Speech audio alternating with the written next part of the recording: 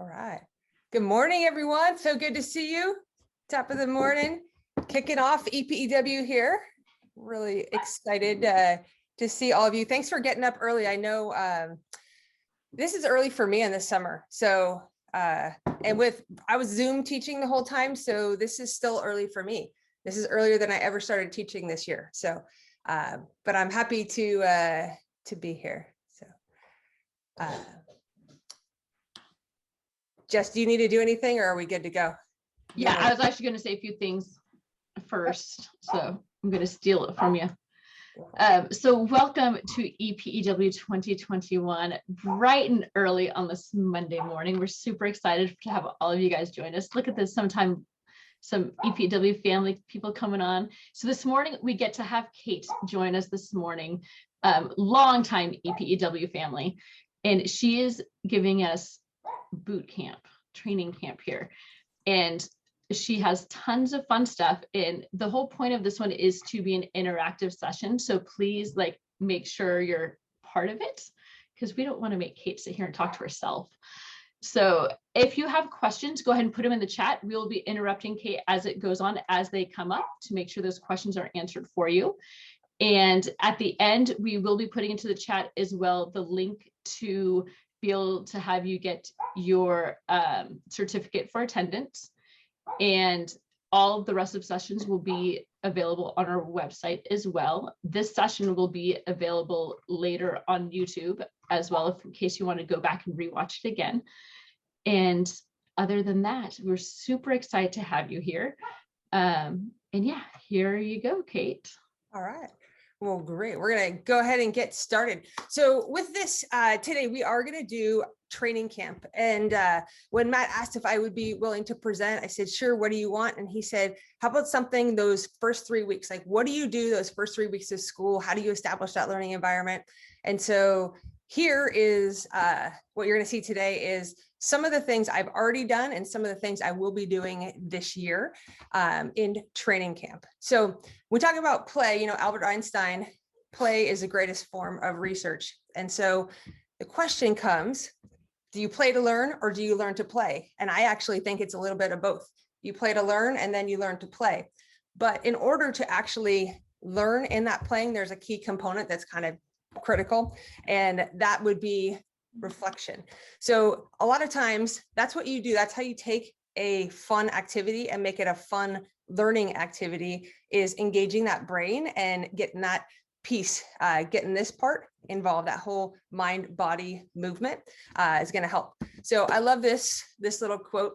I got to say, I got this from, I took a Project Adventure workshop, reflection tools and techniques, and they used this, and I thought it was a really great way to kind of frame things. So, Alice, would you tell me, please, which way I ought to go from here? Well, that depends a great deal on where you want to get to. I don't much care. Then it doesn't matter much which way you go, right? So the whole idea is, if you just put an activity out there and it's fun and the whole thing is it's just fun, that's great, except it's a lot better if the learning occurs if you have a goal in mind, and then you set your questions and whatnot to help you attain those goals. So today we have this kind of carnival theme. Our tickets to success today are going to be, I'm going to share with you 6 different activities, along with some different reflection tools and questions that you can ask to help make that learning occur, to help them process and take it from just a fun activity to a learning activity. So we're going to start out with one called Connectiles, and you may have done something like this before. I'm really big on puzzles. I like them. And today, I have to say, this is the first time I've presented a virtual workshop for in-person activities. And so I was kind of racking my brain on how do I make this kind of in-person thing happen virtually when I don't have a lot of video, because I didn't teach at all in person last year. So I tried to make some of these things virtual, but this is something I very much would do in person with hard copy little tiles. So I am going to put you in breakout rooms. And I know a lot of people right now have your screens off. If you, I'm totally fine with that. But in the breakout room, if you can put it on if you don't mind and participate in the group. It will go a lot better for you, and you'll actually get to experience what it's like kind of as a student, as your students will. So the goal of this is to put the puzzle together by matching pairs. And so like one example might be, you'll see a picture of Barack Obama and you'll see a picture of Michelle Obama. So that would be a match. So you're going to pair those two together.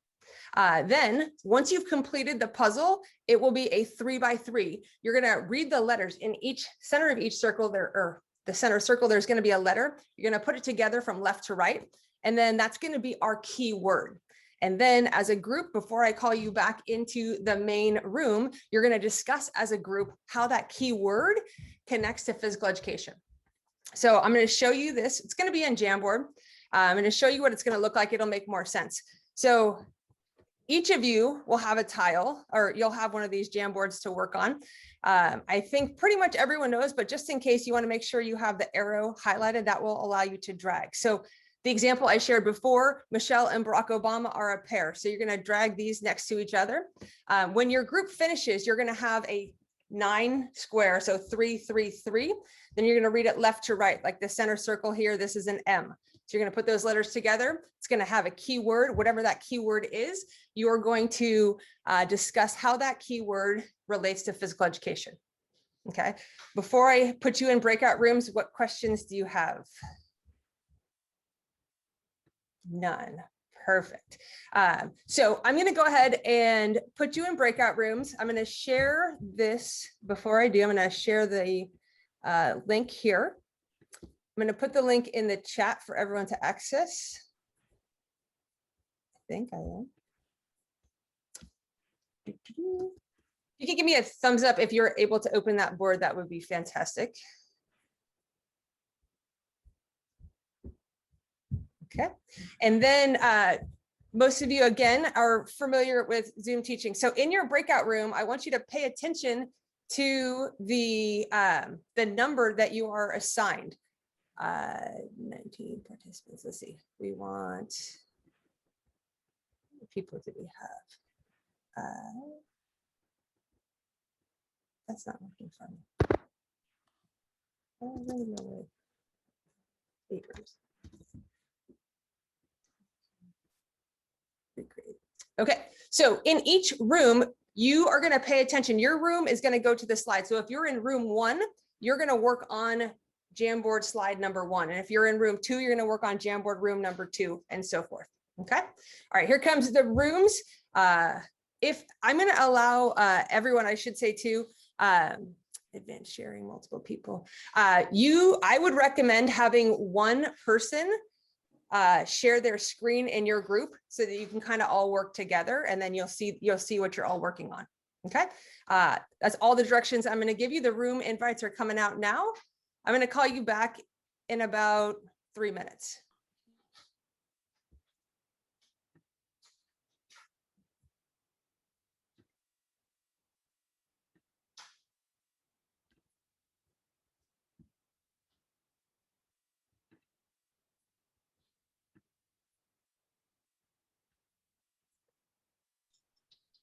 Do you want me to stay in here, Kate, or go into the room?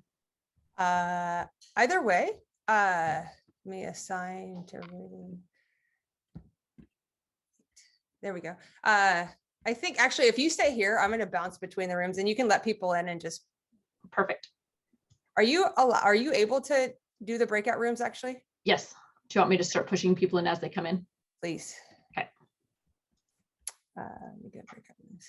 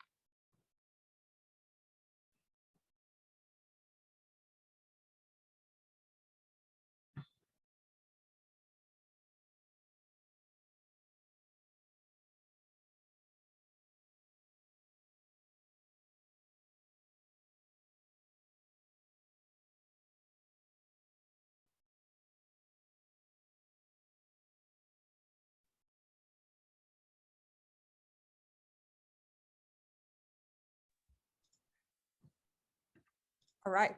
Welcome back to the main room. I'm going to go ahead. Some groups had a little bit more trouble than others. And I'm going to share my screen again with one of the groups that was able to complete it. And again, this is not something I mean, I could do it virtually, but this is something I have done in person. And when I've done it in person, they're actually just printed out laminated cards that the kids are moving. So it takes that tech piece away, the challenges for that. But it should, if you were able to put it together, it would have looked something like this. So the peanut butter and jelly match, the cookies and milk, so on and so forth, right? So socks and shoes. With this, the words in the center, the letters spell out community. And so there was a group I know that finished, and they were talking about how community relates to physical education. And so when I went in that group, Bo Phillips was talking. So Bo, could you share with us quickly, how did you or your group see community relating to physical education? Sure. So what I said was that a lot of my kids outside of PE class don't have access to park district teams, dance class, karate, all those fun extracurricular things that kids do outside of our PE class. So when they're in my gym, like that's it. Like, let's make sure that they are felt welcome, that they have a voice, that they're valued, that they're part of a group, they're part of a big group, a small group, that they have that community feel. And so that's how it works for me. And so yeah, that was my answer. Sorry. Awesome. No, that's great. Thank you for sharing, getting the spotlight there. So with that, I do think it's important that you have an opportunity to give them to share what they hear, because it's really interesting. A lot of times the perspectives and what the students actually share, what they think. And that's a little bit about, that's starting, but that's still not a whole lot of learning. That's just setting the stage. So here is one of the reflection tools that you can use for this activity. So the Connectiles reflection. So which body part represents what was most important to success in this activity, and why do you think so? So was it your mouth, your ears, your brain, your eyes, or your hands? Okay, so I'm going to go ahead and I'm going to put you quickly back in your breakout rooms, and I'm going to give you 30 seconds to try to come up with which body part was most represented, what was most important, and why.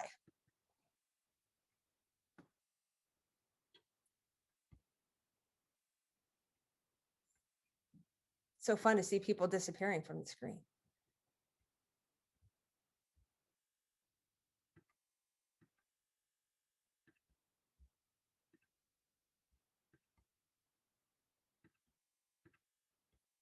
All right.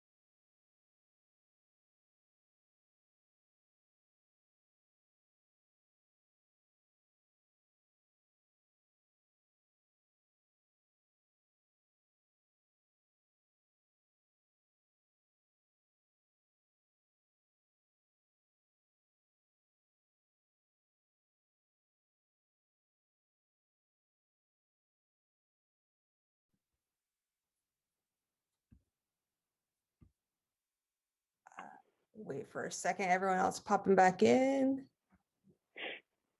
All right, so I like this reflection, and I heard just a couple of people talking about it. And some people take it literally and some people take it figuratively. So for me, the mouth and the ears, it can be, if you set it up to be a communication thing, was it more important than you listen or more important that you speak? And if no one was speaking, how does that actually work? Or was it really important that you engage your brain, because you got to think things through? So it's also fascinating to see how kids connect with an activity. So giving them an opportunity, there's no right or wrong answer there. It's just what do they think and why did they think that? Just getting them thinking helps them understand that there was actually probably a purpose. And then you can share what you thought was most important and then have a discussion about that. Okay. So some other questions that you could use depending upon what your goal was, thinking back to Alice and the cat there, what strategy did your team use and how did your team decide on a strategy, right? How did you contribute to your team? What led to your team's success or lack thereof? How did you feel during that activity, right? Before moving on to the next activity, identify one way you could have contributed more, right? So any of those questions, now you don't have to ask them all, but depending upon what you're wanting them to get out of it, that could be a discussion. You could just ask it as a question. It could be a pair share, but any of those are potential ways that you can make it more of a learning activity rather than just a fun activity. Okay. So this next one, I was really having a hard time figuring out how to do it virtually, but I have quick little videos, and I have to say, I appreciate it. You're gonna see starring my two daughters and one or two of my nephews. We drove over and did a little filming. So Crack the Code is another fun one. I use this especially with middle schoolers because they have like the lockers and they have to do the padlocks, the combination locks anyway. So for this, you design 3 challenges, any 3 you want. I'm going to show you 3 that you could use as part of this or just like individually as an activity. So they're going to complete each challenge. The order they complete the challenge doesn't really matter. When they complete that challenge, they're going to come to me, share that they completed the challenge or show me evidence that they did. And at that point, I will give them one of the 3 numbers they need to unlock their padlock. And then the first team to crack the code and unlock the padlock wins. I don't tell them which number it is. So even though they have 3 numbers, it might not be those 3 in that order. So it takes a little bit more to figure it out. So with that, one of the activities I like to do with this is the rainbow run. So in this, let me show you what the sheet actually looks like, and then I'll explain it. So there is a sheet that looks like this. You can see that there's like colors on the top and then the letter found here. So when they find a letter, they're going to write that letter with that color pen in here, right? So hopefully this will make sense. So going back to what it actually looks like, they're going to write that letter on the paper. They have to complete the entire row in order to come back and get a number for the lock. So it would look something like this. So I should say too, there's no strategy. I let them come up with a strategy. So I said, I gave them the directions, gave them the paper, and they came up with this particular strategy. So they wanted one person to be the writer. They were all going to just find one. So here she's running over. She's using that pen. She's writing the letter.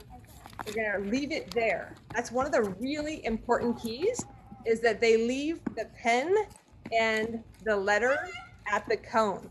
Because if you don't specify that, some kids who are a little bit competitive think it's really funny or really cool to just take a pen with them, and then it's gone for the group. So the groups aren't able to actually complete it. So they run around, they're completing the paper. When the paper is fully completed, they're going to come and give it to me. Also, so like I mentioned, this was just my daughters and my nephews completing this challenge. But there would be multiple people, like multiple groups. There's not just one. It's like, it's quiet here. So often, like when I do it, I have it, the cones are way more spread apart. This is just to give you a sense of what it actually looks like. I spread the cones way apart. They're running from like side to side, and some groups work together and they go methodically through. So it's kind of cool to see also to see how that group decides to go through that challenge. Okay, so that is a rainbow run. And that idea actually came from John Jones, but he does it a little bit differently with stripes, and they come back and they have to find a specific color in a specific order. But I tweaked it a little bit to make it work for this. So that's how I like to do rainbow run. Then Many of you have probably seen the hula hoop, the team challenge, where they just pass it down the line. And you've also seen the hula hut build. So the idea is that they have to work together without using their hands. They're gonna get a pile of hula hoops, 6 to be exact, to get from one cone all the way across to the other cone. Once they're there, they're going to build the hula hoop. And then one team member, at least one team member, has to go through the hula hut blindfolded, right? And then once everyone has made it through the hula hut, then they can come to me to get another number for the padlock. Now, depending upon your age, you can say once the hula hut is up, that if it cracks at any time, they have to reset and everyone has to go back, or you can set it so that it doesn't matter. If you made it through, you made it through, you got to set it back up and then people will go through. And same thing, if one of the hoops drops somewhere on the way, that it has to go back. And then here's just a quick video of what that might look like. So it was interesting to me, they decided to do all 6 hoops at the same time. Most people do not decide that. They just one at a time and they go, but this is how they were working it. So they made it across, but that's the idea. If you haven't seen this before, you gotta join hands, hit the hoop there. They gotta connect or they'll drop. So they got them all the way to the end here. And then if you haven't seen building a hula hut, this is what it looks like. You put one on the ground, you have 2 going like supporting each other one way, 2 the opposite way, and 1 on the top. That's gonna fall. You hear the frustration there. Ah! But they will rebuild their hut. And then now they're gonna crawl through. With a quick little reminder, one of them has to be blindfolded. So again, if it falls, someone has to be blindfolded, you remember. could say you have to reset, or you can say, you know, you made it through, it's all good.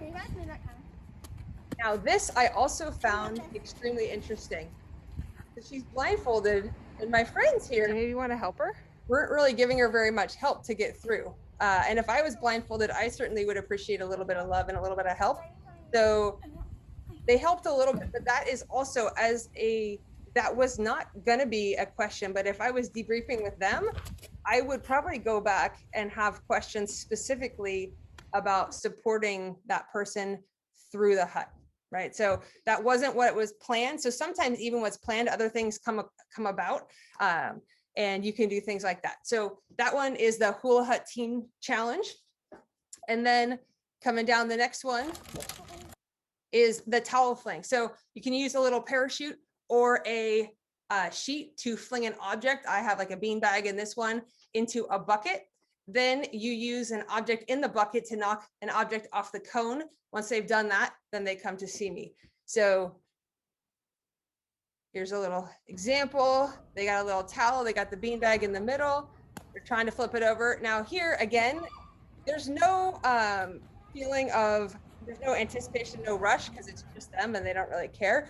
Usually when they do this, there's a lot of like running and there's an excitement and an eagerness to like get it in, but that's okay. So they got it in here. Did you make it? Yeah. Okay, so now pick it up.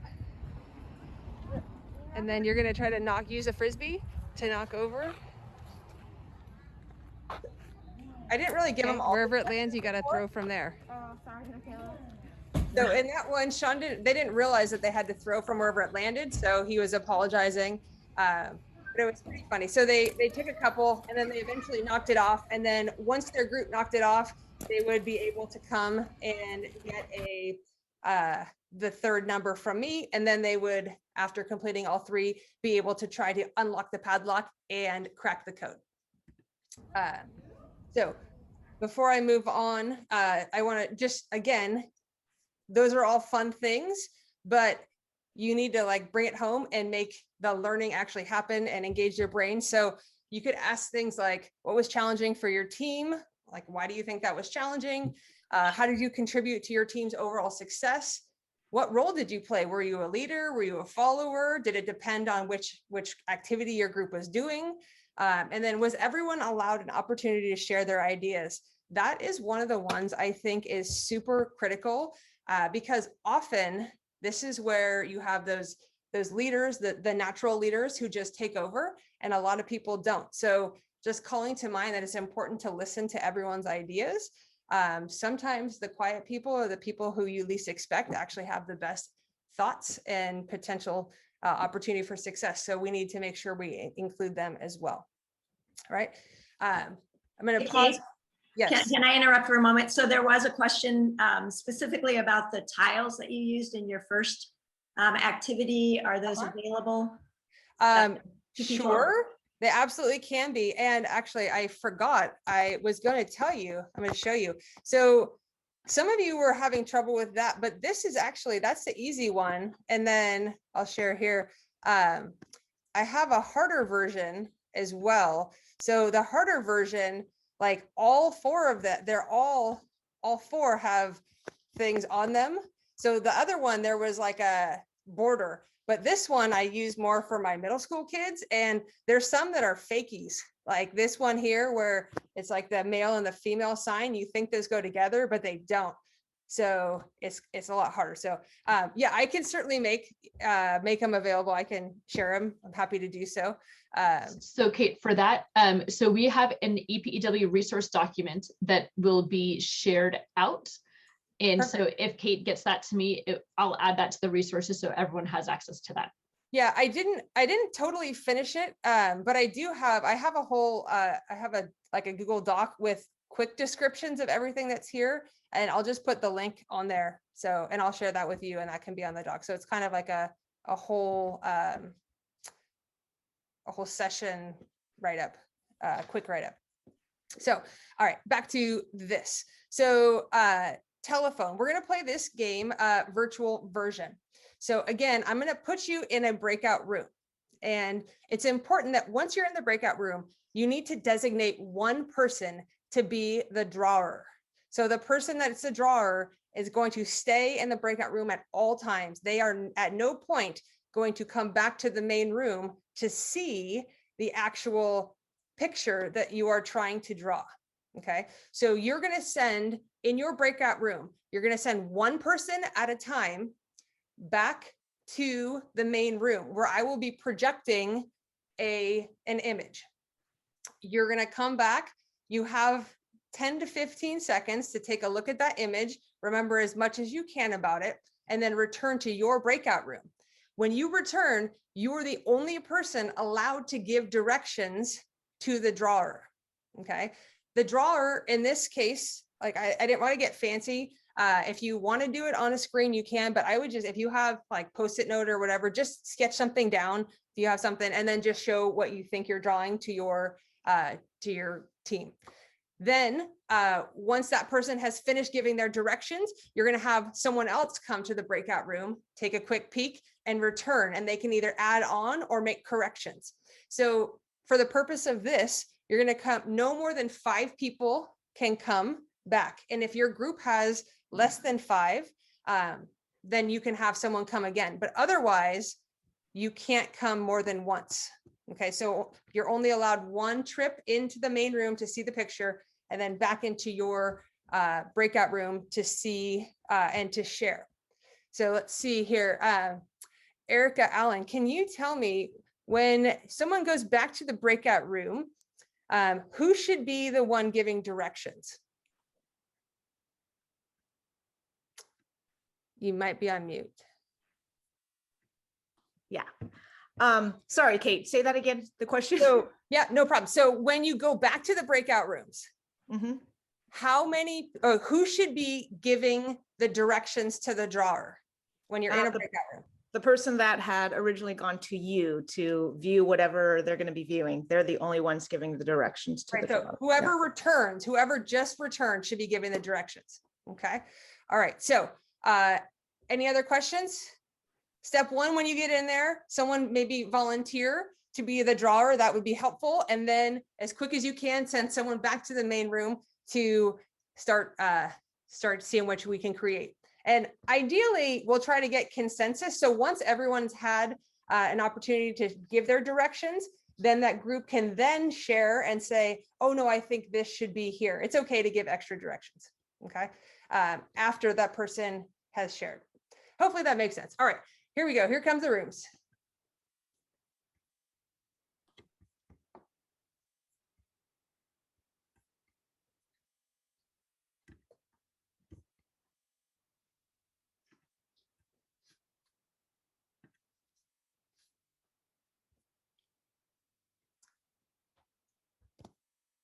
Does anyone need a room? No. Okay.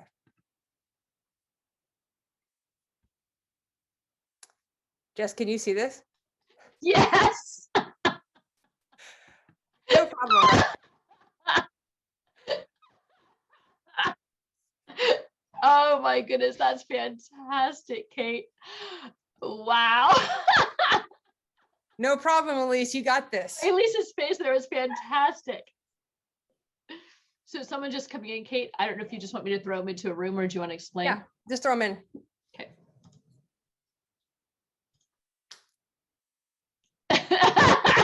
Their expressions when they're seeing this is amazing.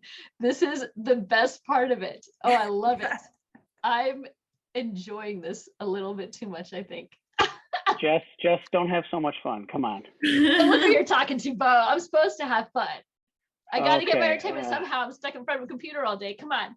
That's Jess. I got it. All right. How do you go Yeah. back to the room? How do you go And now back I to go the room? leave and I'll go back Okay. into my room. If you click on the breakout button towards the beginning, you should be able to go back to your breakout room. I don't see it. Oh, This there is it is. what we're Okay. doing, Kate, right here? Yeah, you got to go tell them This is what you're drawing. Breakout room. Breakout room. Exactly, Erica. Yes. Kate, what the? Okay, You're welcome. All right. okay. How do we go back to the breakout room? So yeah, good. Do you know how, Elise? No. So do you see on the bottom where it says breakout rooms? Do you have? Yes, I see join breakout room. So that Yep. I just click that. Just click that. Yep. Yep. Okay. Seriously? Yep. How long did that Seriously. Oh, That's I love part it, of the Kathy. beauty. and then if I just leave, how do I get back to my room though? You go back to your room by clicking go to breakout room on the bottom. Erica, what room That- were you in Oh, before? where it says join breakout room.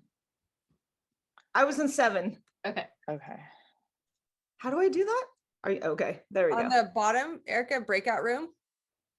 Oh, she's gonna invite you. Yeah, okay. All right, Jesse, you stay here and I'm gonna go Yep.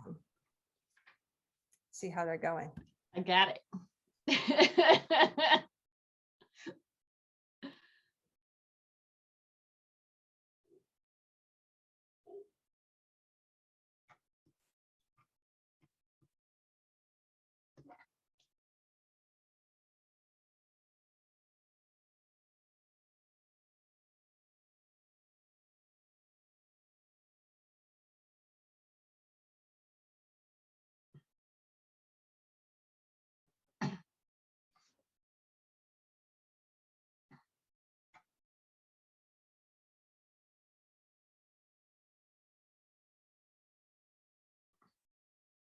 Okay, so the Kate is coming back with the image. There she is.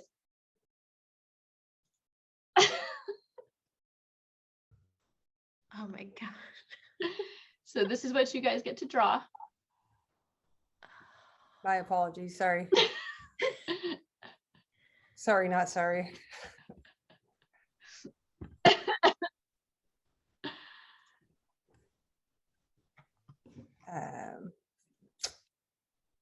Okay, breakout room.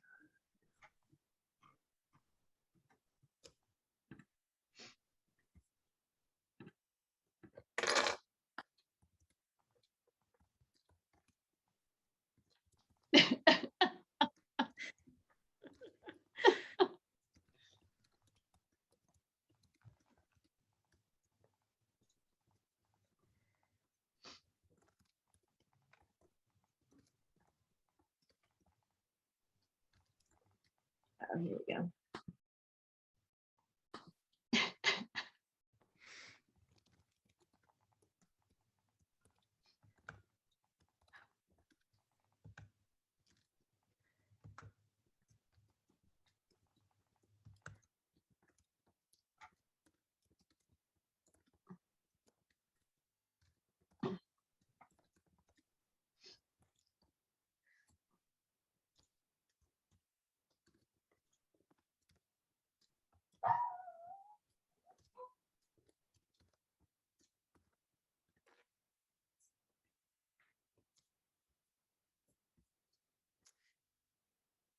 So Jess, I gotta say, time goes super fast.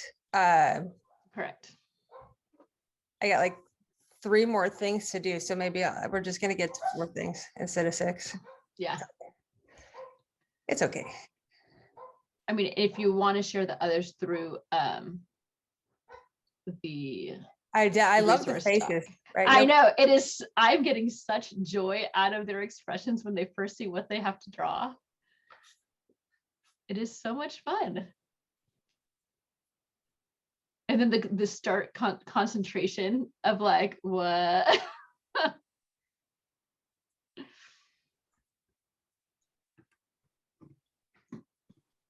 How do I get back to my breakout room?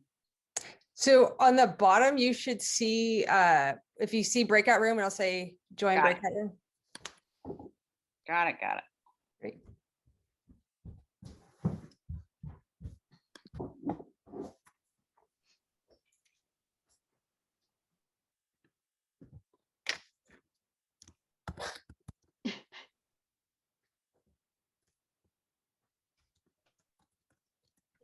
Yeah.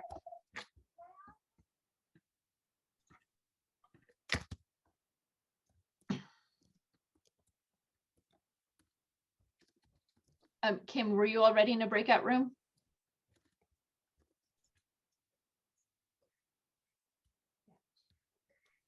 I bumped myself out of the whole Zoom thing. So okay. What I'm breakout checking. room were you in before? 2. Okay. Thank you. You're welcome. Nice to see you, Kim. You too. I Oh can, my, Kate, what did you create here? an image, just some triangles, Oh my God. no problem.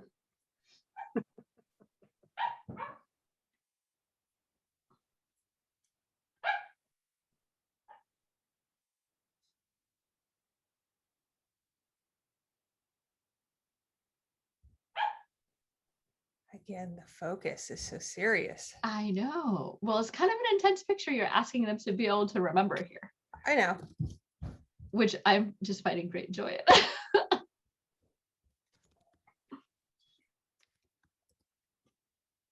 Sure. If Daddy's okay with it. Could we have, instead of remembering it, could we have sketched it ourselves to then go back in to look at while we're giving directions? Sure, you could have. Could have, okay. Yeah. All right. I'm actually going to close all the rooms here.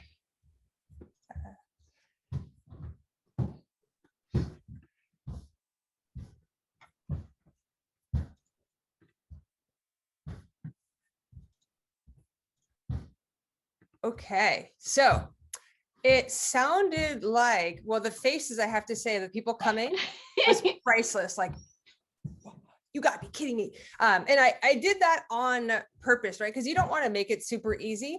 The other thing you can do is you can do it with blocks or Legos, and you can have a build, right? And then they have to say how to actually build things. So it can be a sketch. It can be that this is just an idea, right? Telephone, you're kind of doing it. What I like to do in person is the same thing. Like, I'll set up a group and they send one person over to the main group to see, and then they head back. And they can't come more than once. So here, if you were drawing, can you go ahead and hold up what you thought you were supposed to do? I'm curious. Okay, pretty good. Oh, Michelle, that's pretty good. And oh, nice, George, you got that. Ooh, Michelle. Okay, good. So definitely we got the idea that there were some triangles. So I'm going to go ahead, for those of you who were drawing, or if you didn't get a chance to see, this is what we were hoping to see, something like this. So yeah, right. So again, if you have littler kids, you can make it super simple. You could just have truly a circle and a triangle and a square, and it doesn't have to be complicated, but we're all amazingly intelligent adults with incredible communication skills. So I thought I would challenge you and see what we could do. So in any event, that is the virtual telephone. So one of the reflection techniques I like to do is the junk drawer. So sometimes you can actually physically hold out things, but virtually this is it. So you're going to pick an item that represents a thought or a feeling you had from that telephone activity, and then be ready to share. So I'm not going to give you any other than that, but there's, if you can't really tell, there's some glue sticks, there's dice, there's some highlighters, a screwdriver, there's a clothespin, there's some staples, there's like a slinky, there's a pencil sharpener, you know, just kind of odds and ends, things you would see. So what is one item that represents a thought or a feeling you had during that activity? So yes, Karen. So I would take the dice and roll them because it was a crapshoot. Exactly. And so, yeah, and Jenny, I see that. Yeah, she's got that with you. So I would actually have people do this probably in a pair share and just say what they thought. And I might have them do it actually in a different with someone that wasn't in their group so that they can feel free to share how they actually felt. And that's exactly the point. So here, what I like about this is they're making connections to how like they felt or a thought they had to something like a tangible thing. So they have to actually process enough to make that connection of or it was, I felt like I was the stapler because I helped put it all together, like depends, or we were just like clothespinning, we were just putting things together and hanging up wherever we could, right? So it's amazing to hear how they connect it, right? So it's a really, really cool reflection tool that you can use and just get a bunch of random stuff, right? Kate, yes. there's a question that came up. So Okay. when you're giving your directions to your students, do you Yes. allow the kids to say, hey, draw a triangle here or draw? Yeah. Yes. So Okay. it's totally, again, so these are ideas and depends on the age and depends on the challenge level I would like to give them, right? And depends on what my goal is. If my goal is for them to think abstractly about communication and be very specific about that, I might say, you know, you like use every verbal command that you can think of to make it easy for that person. Or if I want to make it challenging and I want it to be about communication, but I want them to kind of get frustrated and feel that frustration and that like perseverance and having to go through, I might say, you can't use any shapes in your descriptions, right? So it depends on what you're trying to like elicit with the students. What's the goal? Okay. So again, here are some other just questions. If you don't have the random things, you could just have them debrief, right? Do you feel you communicated well as a group? What challenge did your group face? What was your group's plan? Did your group make any adjustments to the plan? Right. So all of these different things. Gosh, I can't even believe we are already at the time. So I have other activities I would have loved to share, but I do want to I'm going to like go all the way through to my last reflection here that I think is really kind of cool. This is a similar one.